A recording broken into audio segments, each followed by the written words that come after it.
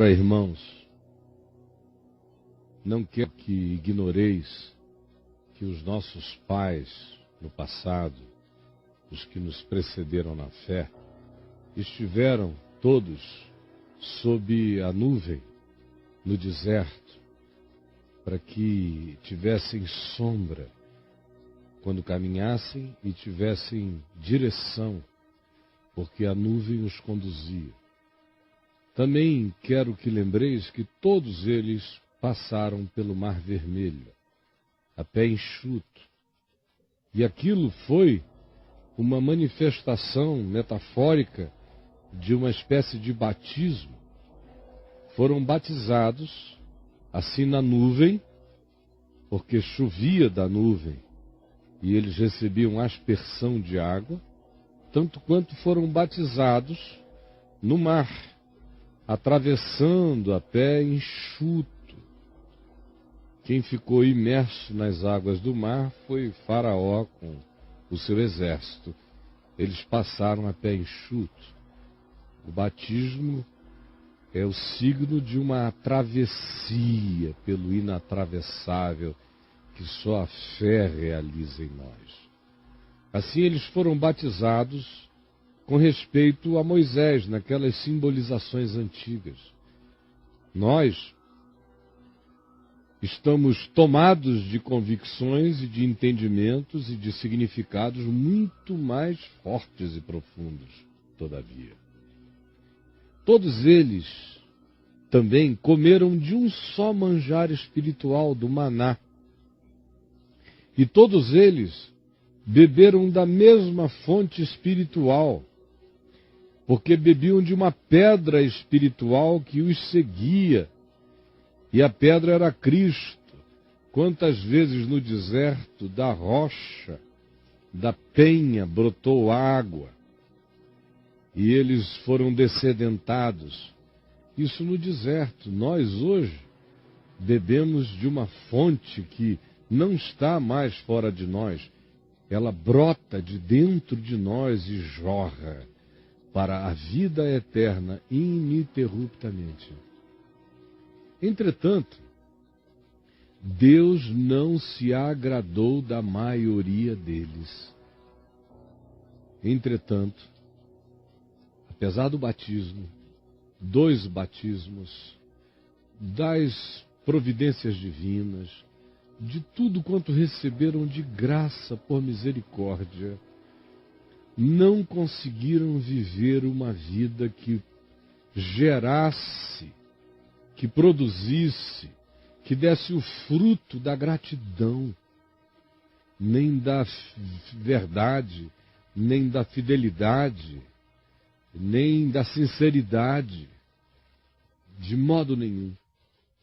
Ao contrário, sob a nuvem, atravessando o inatravessável, sendo acompanhados por Cristo, pela rocha da água da vida, recebendo tantos recursos, maná divino, graça inexplicável, suportando-os.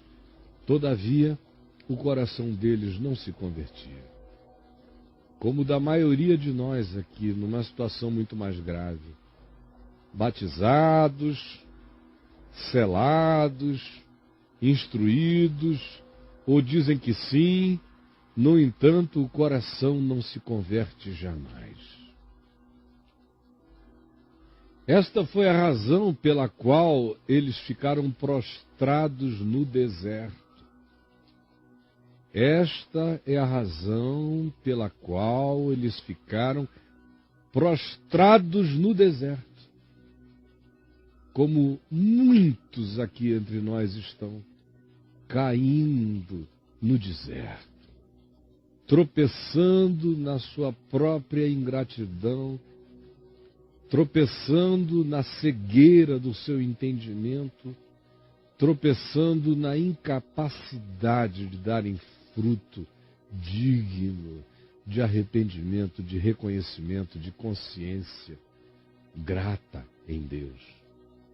Ora, estas coisas que aconteceram a eles se tornaram exemplos para nós, diz o apóstolo Paulo.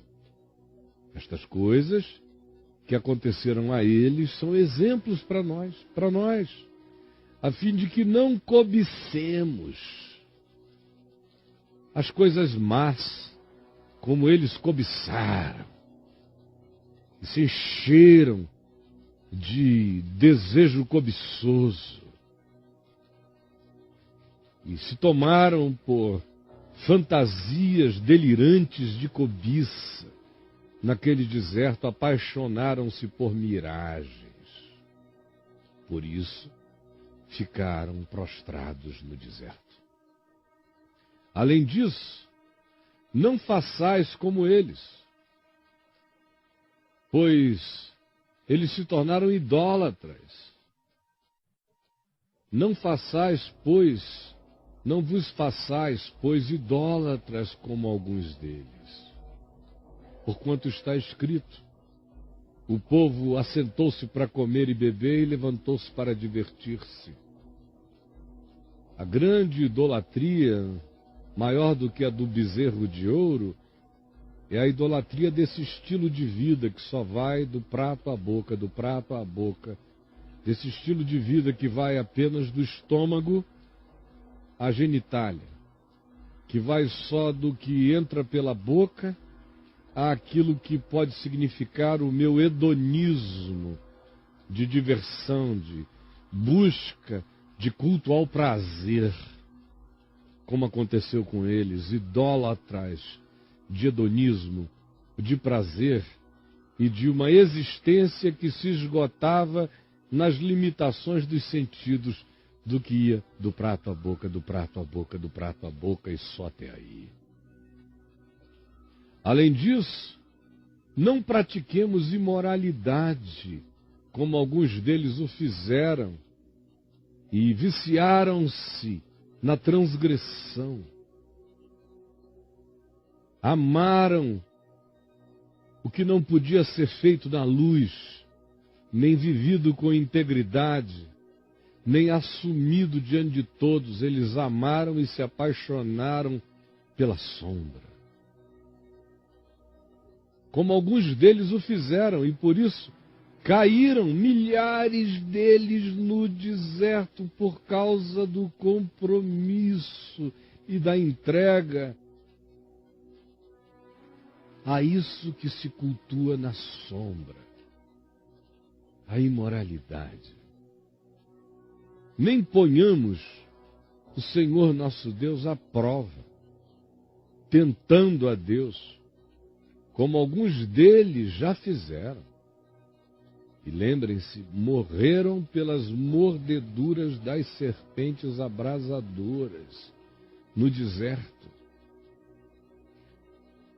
Se resolvermos tentar a Deus, o veneno dessa nossa postura na existência nos será servido, não por Deus, mas pelas consequências da lei da vida e da lei da morte. E nem murmureis, nem murmureis, nem murmureis. Não vos torneis murmuradores, ingratos, queixosos, negativos, mal-humorados para com a existência.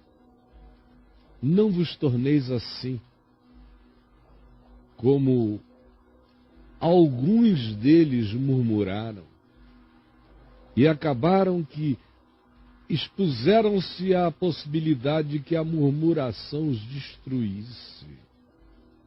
Porque todo aquele que vive de murmurações encontrará o exterminador. Porque aquele que murmura é o insatisfeito. E todo insatisfeito será finalizado na existência. Todo aquele que não encontra nenhuma razão para gratidão, exterminar-se-á. Porque a vida é dos gratos, não dos que não encontram nenhum sentido Esses serão exterminados pelo vazio de olharem para a vida com a murmuração que declara que nada é bom, grato e favorável. Ora, estas coisas lhes sobrevieram como exemplos. É a segunda vez que ele usa a palavra exemplo. Eles eram exemplo. Essas coisas são exemplo. E foram escritas para advertência nossa, de nós hoje, sobre quem os fins dos séculos, o acumulado dos aiões, tem chegado. Aquele, pois, que pensa estar em pé, veja que não caia. Porque se você é batizado, participa de tudo isso e pensa que isso é suficiente para lhe cobrir, você está totalmente enganado. Deus não tem compromisso com batismos. Nem tem compromisso com solenidades.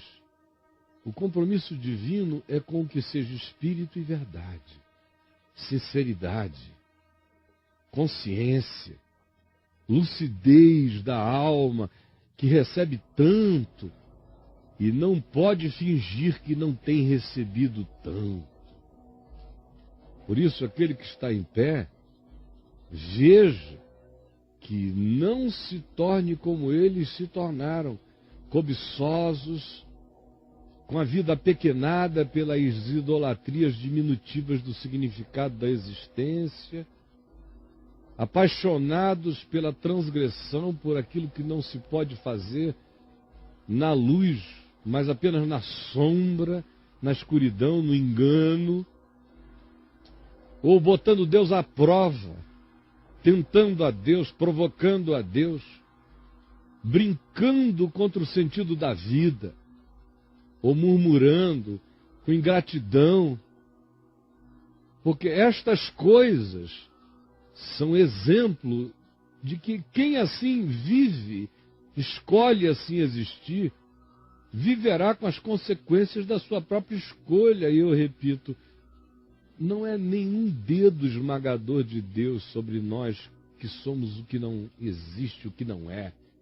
É a consequência natural de assim nos tornarmos. Essas consequências nos visitam implacável e exterminador e destrutivamente. Por isso, aquele que hoje acha que está em pé por causa do quê? Você se jacta de ser membro de algum grupo religioso, de ter sido batizado, acha que você tem uma superioridade? Você é cobiçoso, lascivo, idólatra afetivo, apequenado, cultua o que você faz na transgressão, desenvolveu bem, foi a arte de esconder, tenta a Deus, tenta o tempo todo. Campanhas de prosperidade, barganha, se tu me deres eu te dou, se tu me abençoares eu faço. Tentando a Deus. Outros são murmuradores, contumazes. E pensa que está em pé? Você já está no chão. E não fique se escondendo atrás do discurso que diz que certas coisas são inaguentáveis, são irresistíveis, são insuportáveis, são de uma sedução para a qual não existe resistência, porque é mentira sua, total e absoluta. Porque nunca nos sobreveio, nem a ti, nem a mim, nem a ninguém, nenhuma tentação que não fosse humana. Nós somos tentados por aquilo que habita a nossa humanidade. Não somos tentados por nada alienígena. Não é nenhum fruto de Júpiter que nos tenta. Ele nasce dentro do nosso coração. Não nos sobreveio tentação que não fosse humana, jamais. Mas Deus é fiel. E não permitirá que eu ou você sejamos tentados além das nossas forças. É porque Ele não permite que sejamos tentados além das nossas forças que nós somos indesculpáveis. Não há argumento, não há álibi, não há disfarçatez que cubra a inegabilidade dessa realidade, não nos sobreveio, nem nos sobrevirá tentação que não seja algo que proceda da nossa humanidade. Por isso, controla. Porque Deus é fiel e não permitirá que nenhum de nós seja tentado além das nossas forças. Por isso, exerça a sua vontade em favor do que é bom. Porque Deus, juntamente com a tentação, nos provém livramento, alternativa, de sorte que a possamos suportar. Sempre. Essa é a palavra do Evangelho de ontem, de hoje, de amanhã e para todos os dias da existência. Jesus permite que a mera leitura do que carrega esses conteúdos tão implacavelmente verazes, a mera leitura tenha chegado para aquecer, para queimar, para purificar, para provocar, para atiçar, para gerar desconforto mesmo, para produzir inquietação, angústia, vontade de libertação na vida. Por favor, permite que a palavra que eu li e interpretei, e que chegou aos milhares que aqui estão, não volte para ti vazia, ao contrário, provoca no coração de cada um as reações que tu designaste que apareçam em nós para o nosso bem, para a nossa conversão, para o nosso mais saudável arrependimento, para a transformação da nossa vida. É o que eu te peço e eu confio que a simplicidade do Evangelho está produzindo no coração dos simples e dos sofisticados o mesmo impacto de percepção, de autorrevelação, de enxergamento pessoal, de exposição das nossas ilusões e fantasias, cobiças, caprichos, ingratidões, nossa paixão por aquilo que se faz oculto e que destrói a vida.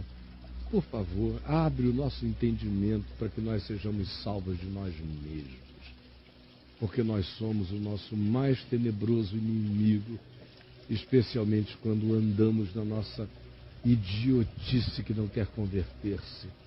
Por favor, abre-nos o entendimento para que sejamos salvos de muita dor. É o que eu te peço, em nome de Jesus.